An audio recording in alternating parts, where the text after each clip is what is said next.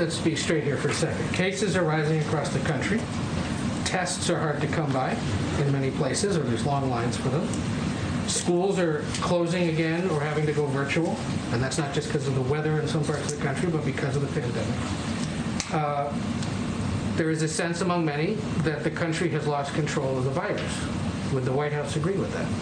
We would not, and here's why. We're in a very different place than we were a year ago, Ed.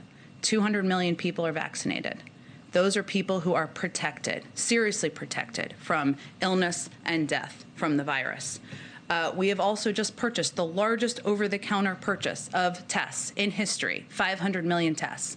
That builds on the fact that we have already distributed 50 million tests back in December to rural health centers, to community health centers. The fact that we have 20,000 sites across the country where you can get free tests. The fact that next week people can get reimbursed for their tests, and we are going to continue to build on that.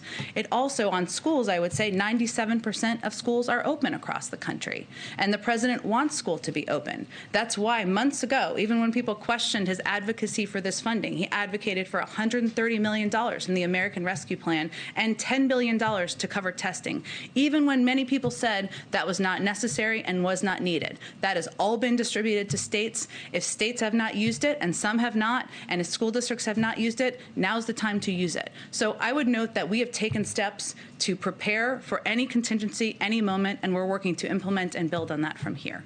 He mentioned, you